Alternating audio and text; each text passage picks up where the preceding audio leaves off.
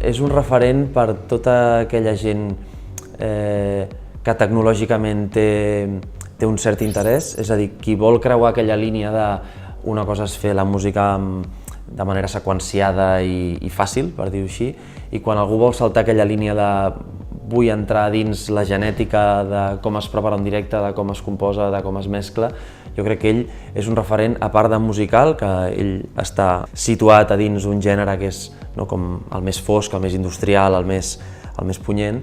Jo crec que a part ell s'ha guanyat un estatus a la vessant tecnològica, igual que Clip, diguéssim que són aquells punts visibles que la gent els té inclús més en referència en quant a coneixement que tota la seva part artística.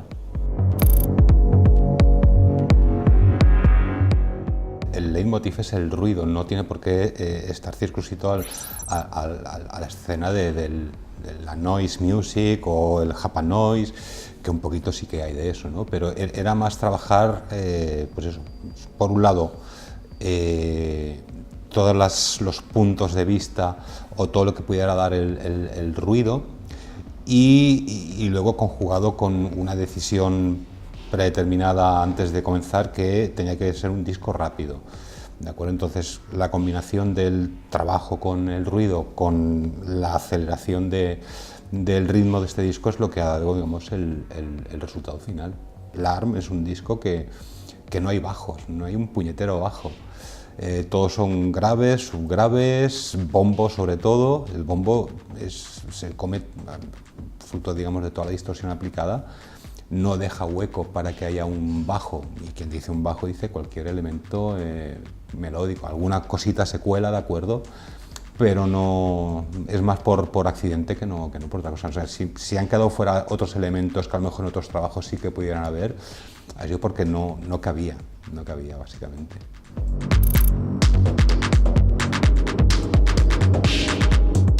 Sí que podemos mirar, digamos, el uso del ruido como algún tipo de herramienta, digamos, de protesta social, pero también tiene ese reverso tenebroso de que, cuidado, porque fácilmente puede derivar en un fascismo, ¿de acuerdo?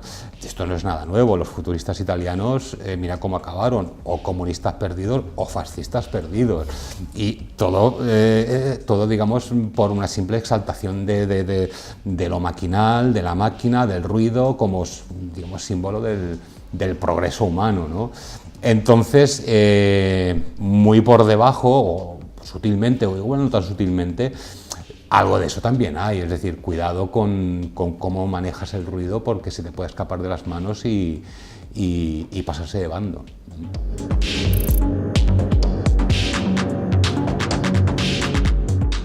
Básicamente lo que hice ahora, pues eso, o sea, el 2016, verano del 2016, o igual un poquito antes, simplemente me puse aquello que te pones a tontear en el estudio, un previo de micro malo que tengo, le subí la ganancia a tope para que soplara, y ese soplido, ese bufido de la ganancia del previo, sin tener ningún micro ni nada, simplemente ruido de circuito, comencé a procesarlo, y a partir de ahí dije, hostia, aquí pasan cosas, ¿no? Y aquí es donde podemos comenzar a trabajar. Y luego a todo eso le añadí la posible capa de denuncia que pueda haber.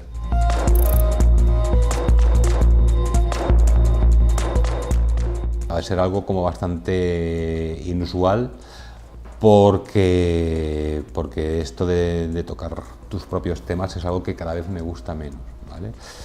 No quiere decir que vaya a ser la única vez que toque el Larva en directo, ¿de acuerdo? Pero sí que va a ser algo que haré en contadas ocasiones. Intentaré, en la medida de lo posible, hacer algo lo más parecido al disco, pero adelanto que va a ser imposible, ¿de acuerdo? La improvisación, incluso el carácter que puedan tener algunas máquinas, va a ser prácticamente imposible que suene como el disco, y yo creo que esto es algo bueno. Quiero decir, yo como público de electrónica, cuando voy a un directo y escucho el disco tal cual, seguramente antes de que haya llegado a la mitad de la actuación ya me he ido, porque no, para eso me lo pongo en casa, ¿de acuerdo? Eso por mi parte. Por la parte de Juanjo, de Genoma Lab, bueno, la verdad es que ya llevamos tiempo trabajando juntos, ¿de acuerdo? Los visuales del anterior trabajo de Transit ya se encargó de la parte visual, ¿vale?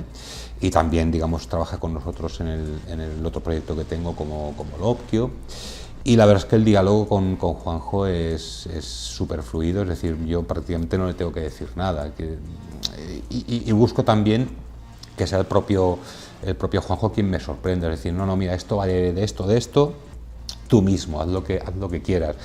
Y en ese sentido, por un lado, tiene total libertad para hacer lo que quiera, y por otro lado, generalmente me sorprende y me gusta lo que hace. Aparte es muy profesional, en el sentido de que voy muy tranquilo con lo que va a hacer. Sí que, digamos, la parte visual va a reaccionar a cómo yo vaya avanzando el directo, ¿de acuerdo? Porque, digamos, sus visuales responden a lo que yo estoy haciendo, tanto a nivel de frecuencia como de picos, como de graves, como de agudos, es decir, todo el espectro, ¿vale? Y bueno, su interpretación de lo que es el ruido, pues lógicamente en la parte visual yo creo que va a ser bastante interesante.